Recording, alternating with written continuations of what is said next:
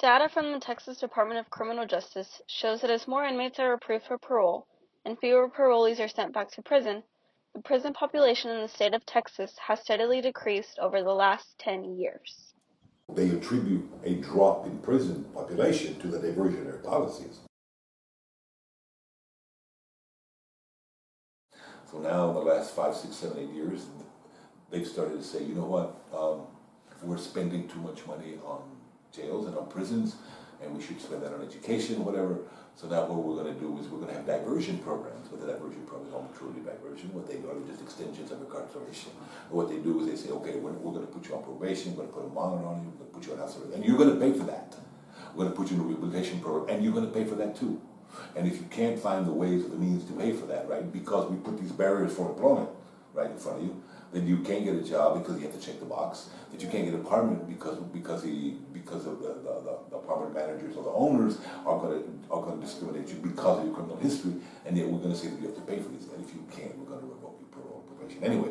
While there are also many resources available to parolees when they are released, some argue that those resources are not accessible.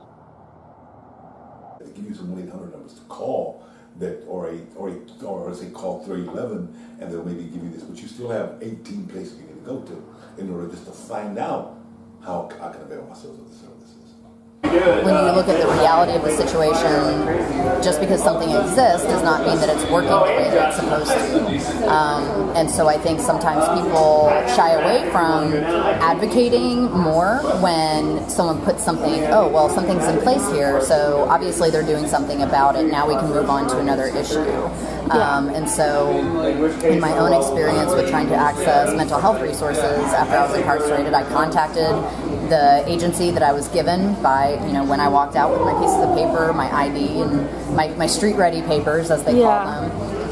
And basically, in my first phone call to this agency, the woman who was supposed to assign me a case manager ended up discouraging me from even pursuing those services.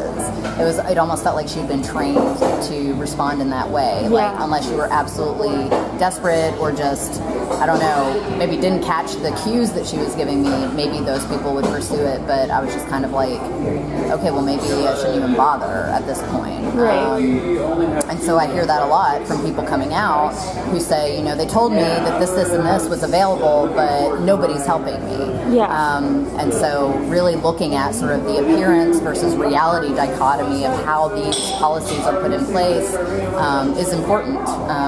Just because it's there doesn't mean it's working.